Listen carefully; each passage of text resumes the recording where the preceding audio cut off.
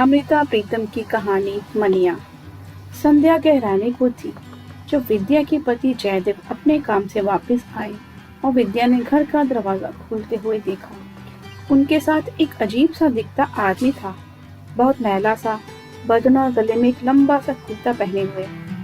विद्या ने कुछ पूछा नहीं, पर कुछ पूछती हुई निगाहों से अपने पति की ओर देखा। जयदेव हल्का सा मुस्कुरा दिए, फिर विद्या से नहीं उस आदमी से कहने लगे, ये बीबी जी हैं, बहुत अच्छी हैं, तुम मन लगा कर काम करोगे तो बहुत खुश होंगी। घर के भीतर आते हुए जयदेव ने बरामदे में पड़ी हुई एक चटाई की ओर देखा और उस आदमी से कहने लगे, तुम यहाँ बैठो, फिर हाथ मुंह धो लेना। घर के बड़े कमरे की ओर जाते हुए विद्या से कहने लगे, तुम चाहती थी ना विद्या कि काम के लिए कोई एक ऐसा आदमी मिले जो खाना पकाना भले ही न जानता हो मगर ईमानदार हो। विद्या ने कुछ घबराई सी पूछा, इसे कहाँ से पकड़ लाए हो? आहिस्ता बोलो, जयदेव ने कमरे के दीवान पर बैठते हुए कहा और पूछा, मनु कहाँ है? खेलने गया है, अभी आता होगा। लेकिन ये आदमी? विद्या कह रही थी। जब जयदेव कहने लगे, मनु से एक बात कहनी है, ये बहुत सीधा आदमी है लेकिन डरा हुआ है, खासकर बच्चों से डरा हुआ है। एक मेरे दफ्तर के शर्मा जी है ना, उनके पास था। वे इसकी मेहनत की और ईमानदारी की तारीफ करते थे, लेकिन उनके बच्चे उनके वश की बात नहीं है। उनके 5 बच्चे हैं, एकदम से शरारती। इसका कद जरा लंबा है, तो इसे शत्रुमुख कहकर परेशान करते थे। उनकी शर्मा जी की माँ पत्नी थोड़ी तेज दिमाग की है। ये कितनी बार उनके घर से भाग जाता था, लेकिन कहीं ठिकाना नहीं था। वे फिर इसे पकड़कर घर ले आते थे, लेकिन ये कुछ सीख नहीं पाएगा, विद्या जी कह रही थी। जब जयदेव कहने लगे, ऊपर का काम तो करेगा, घर की सफाई करेगा, बर्तन करेगा, फिर मनु को अच्छी तरह समझा देना कि वह इससे बदसलूकी ना करे, फिर देखेंगे। अब एक चाय का प्याला पिला दो और उसको भी चाय पूछ लेना। विद्या कमरे से लौटने को भी वे भीतर से छोटे कमरे में जाकर एक कमीज पजामा निकाल लाई और हाथ में साबुन का एक टुकड़ा और एक पुराना सा तौलिया लेकर बाहर चटाई पे बैठे हुए उस आदमी से पूछने लगी, तुम्हारा नाम क्या है? उसने जवाब नहीं दिया और विद्या कुछ खामोश रहकर कहने लगी, देखो, आंगन में उस दीवार के पीछे एक नल है, वहां जाकर नहा लो अच्छी तरह साबुन से और ये कपड़े पहन लो। वे आदमी सिर झुकाए बैठा था। उसने एक बार डरी डरी सी आंखों से ऊपर को देखा, पर उठा नहीं, ना विद्या के हाथ से कपड़े लिए। इतने में जयदेव उठकर आए और बोले, मनिया उठो, जैसे बीवी जी कह रही हैं, ये कपड़े ले लो और वहां जाकर नहा लो। पास से विद्या मुस्कुरा दी, तुम्हारा नाम तो बहुत अच्छा है मनिया। मनिया ने आहिस्ता से उठकर विद्या के हाथ से कपड़े भी ले लिए, साबुन और तौलिया भी ले लिया और जहाँ उन लोगों ने संकेत किया था वहां आंगन में बनी एक छोटी सी दीवार की ओर चल दिए। विद्या ने रसोई में जाकर चाय बनाई। मनिया के लिए 1 गिलास चाय वहां रसोई में रख दी और बाकी चाय 2 प्यालों में डालकर बड़े कमरे में चली गई। और फिर जब मनिया नहाकर कमीज पजामा पहनकर रसोई की तरफ आया तो विद्या ने उसे चाय का गिलास देते हुए एक नजर हैरानी से उसकी ओर देखा और हल्के से मुस्कुराते हुए बड़े कमरे में जाकर जयदेव से कहने लगी, जरा देखो तो उसे, आप पहचान नहीं सकोगे। वे अच्छी खासी शक्ल का है और बड़ी जवानी में है। मैं समझी थी बड़ी उम्र का है। और कुछ ही दिनों में विद्या इत्मीनान से अपने पति से कहने लगी, एकदम मैं कहना मानता है, कुछ बोलता नहीं, लेकिन दिन भर घर की सफाई में लगा रहता है। मनु से थोड़ी थोड़ी बात करने लगा है। वह इसे अपनी किताबों से तस्वीरें दिखाता है तो वह बहुत खुश हो उठता है। लेकिन एक बात समझ में नहीं आती, अकेले में बैठता है तो अपने से कुछ बोलता रहता है, लगता है थोड़ा सा पागल है। घर की दीवार से सटा हुआ एक नीम का पेड़ था। वह मनिया जब भी खाली होता उस पेड़ के नीचे जाकर बैठा रहता। उस वक्त अगर कोई मेरे पास से गुजरे तो देख सकता था कि केले बैठा आहिस्ता आहिस्ता कुछ इस तरह बोलता था जैसे किसी से बात कर रहा हो, और वह भी कुछ गुस्से में।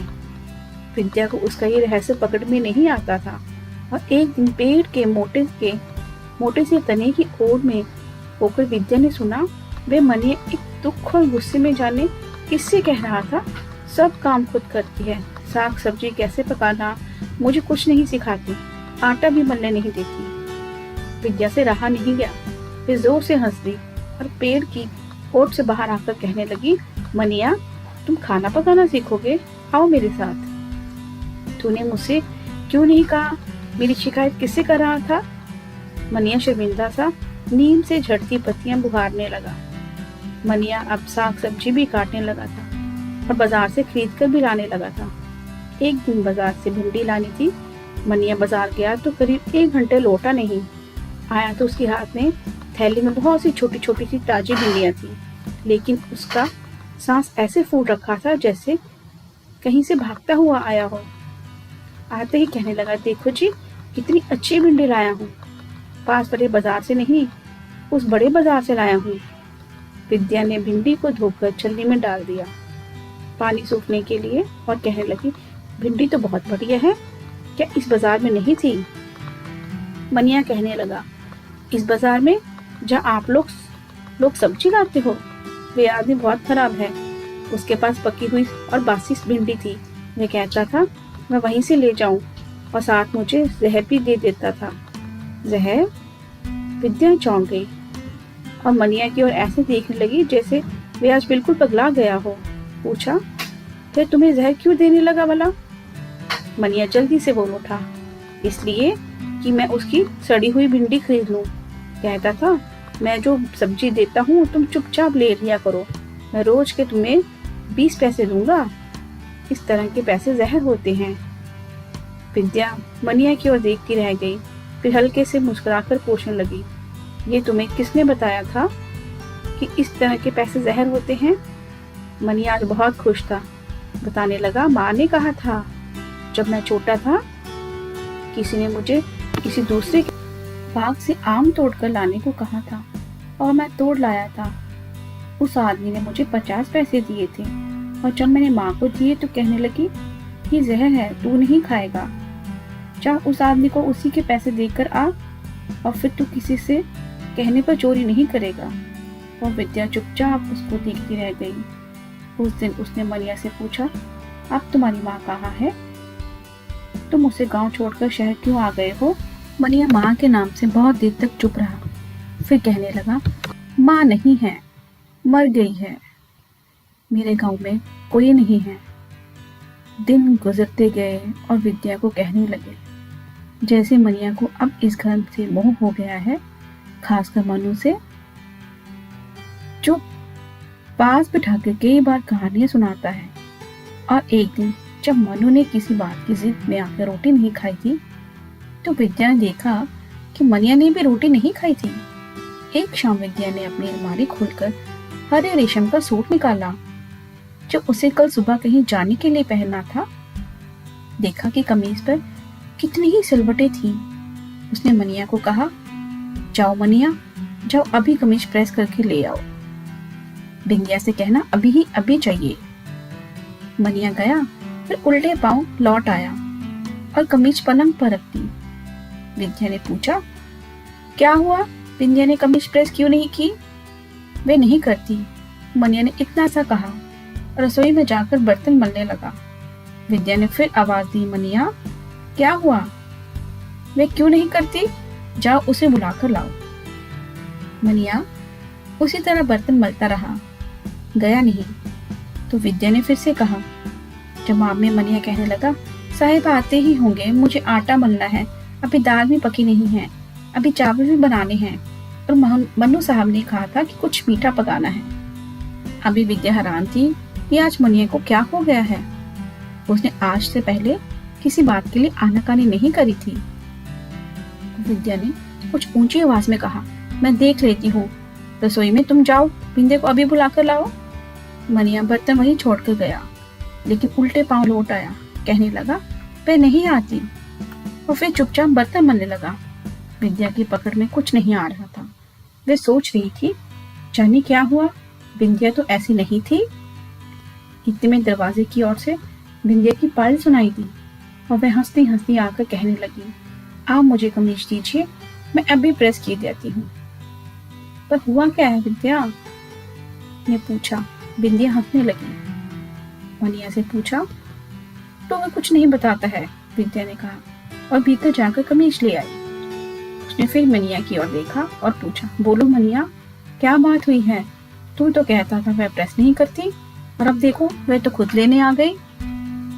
मनिया ने न इधर देखा न उधर देखा और कोई जवाब नहीं दिया। बिंदिया हंसती रही और फिर कहने लगी, बात कुछ नहीं थी, ये जब भी आपके कपड़े लेकर आता था तो मैं इसे मजाक में कहती थी, देखो इतने कपड़े पड़े हैं, पहले ये प्रेस करूंगी फिर तुम्हारे कपड़े, अगर अभी करवाने हैं तो पहले नाच कर दिखाओ। और ये भी हंसता था, नाचता था और मैं सारा काम छोड़कर पहले आपके कपड़े प्रेस कर देती थी। आज पता नहीं क्या हुआ, मैंने इसे नाचने को कहा तो ये वहां से भाग गया। मैंने मजाक में कहा था अब भी कमीज प्रेस नहीं करूंगी। विद्या चुपचाप सुनती रही, फिर कहने लगी, और क्या बात हुई थी? विद्या हंसते हंसते कहने लगी, और तुम तो कोई बात नहीं हुई, आज तो इसे मेरी माँ ने एक लड्डू भी दिया था खाने को, लेकिन ये लड्डू भी वहीं छोड़ आया। अरे तुम काहे के लड्डू खिला रही थी इसे? विद्या ने मुस्कुराकर पूछा तो विद्या को शर्माती सी कहने लगी, मेरी सगाई हुई है ना, माँ ने इसे वही लड्डू दिया था। विद्या ये कहकर चली गई। कमीज प्रेस करके लाई, फिर से जाती बार मनिया को कहती गई, अरे तू आज किस बात से रूठ गया? पर मनिया ने उसकी ओर नहीं देखा, खामोश दूसरी ओर देखता रहा। रात हुई, सबने खाना खाया। मनु ने रोज की तरह मनिया को बुलाकर कुछ तस्वीरें दिखाई। मनिया सबकी ओर कुछ इस तरह देख रहा था जैसे कहीं बहुत दूर खड़ा हो और दूर से किसी को पहचान नहीं पा रहा हो। सुबह की चाय मनिया ही सबके कमरे में देता था, सूरज निकलने से पहले, लेकिन आज सूरज की किरण खिड़की में से विद्या की चारपाई तक आ गई, तब भी कहीं मनिया की आवाज नहीं आ रही थी। विद्या जल्दी से उठी, रसोई घर में गई, पर मनिया वहां नहीं था। जयदेव भी उठे, देखा, कुछ परेशान हुए, पर विद्या से कहा, आप घबराइए नहीं, मैं बाहर नीम के पेड़ तले देखती हूँ, मैं जरूर वहीं गया होगा। और जिस तरह एक बार आगे विद्या ने हौले से जाकर पेड़ की तने की ओट में होकर मनिया को देखा और सुना था, वहां गई तो मनिया सचमुच वहीं खड़ा था, अपने में खोया था, कहीं अपने से बाहर बहुत दूर, और कांपते हुए होठों से बोला जा रहा था, जाओ तुम भी जाओ, तुम भी असली हो, तुम वही हो अलसी, जाओ जाओ। विद्या ने मनिया के करीब जाकर उसके कंधे पर हाथ रखा और आहिस्ता से कुछ इस तरह बोली, जैसे नीम के पेड़ की नीम की पत्तियां झड़ जाती हैं। और अलसी कौन है? वे कहाँ चली गई? मनिया की आंखें कुछ इतनी दूर देख रही थी कि पास कौन खड़ा है उसे पता ही नहीं चल रहा था।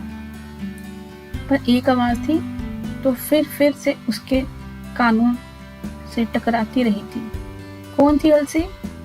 मनिया अपने में खोया सा बोलने लगा, वो मेरे साथ खेलती थी, हम दोनों जंगल में खेलते थे, कहती थी नदी के पार जाओ और उस पार की बेरी के बेर तोड़ कर लाओ। मैं नदी में तैर जाता था और दूसरे किनारे से बेर लाता था। फिर कहाँ चली गई? विद्या की आवाज हवा के झोंके की तरह उसके कानों में पड़ी तो वह कहने लगा, अलसी का ब्याह हो गया, वे चली गई। विद्या ने मनिया के कंधे को झंझोरा, कहा, चलो उठो। मनिया ने एक बार विद्या की ओर देखा, फिर कुछ नहीं कहा। उसी तरह फिर खाना में देखने लगा। विद्या ने फिर एक बार पूछा, अलसी के जाते समय तुम्हें कुछ नहीं कहा था? मनिया उसके बदन पर झड़ती नीम की पत्तियों को मुट्ठी में भरते हुए कहने लगी, आई थी ब्याह के लड्डू देने के लिए। मनिया मुट्ठी खोलकर नीम की पत्तियों को जमीन पर बिखेरता कहने लगा, मुझे लड्डू खिलाती है। विद्या ने उसके सिर पर से नीम की पत्तियां झाड़ते हुए कुछ जोर से कहा, अब उठो, चलो चाय बनाओ। मनिया एक फर्मा बरदार की तरह उठ खड़ा हुआ और घर में जाकर चाय बनाने लगा। फिर छुट्टी का दिन था। विद्या की ओर जयदेव को आज कहीं जाना था, इसलिए चाय पीकर मनु को घर में छोड़कर चले गए। दोपहर ढलने लगी। जब वे दोनों वापस आए तो घर में मनु था, पर मनिया नहीं था। मनु ने बताया उसे खिलाया था, फिर कहीं चला गया और अभी तक नहीं आया है। जयदेव उसकी तलाश में घर से निकलने लगे तो विद्या ने कहा, वह आपको नहीं मिलेगा। वे आज दूसरी बार अपना गांव छोड़कर चला गया है। जयदेव ने विद्या की ओर देखा, पूछा, पर क्यों? विद्या कुछ देर खामोश रही, फिर कहने लगी, अब एक और अलसी का ब्याह होने वाला है। धन्यवाद। अगर आपको कहानी पसंद आए तो चैनल को सब्सक्राइब, लाइक, शेयर जरूर कर दीजिएगा।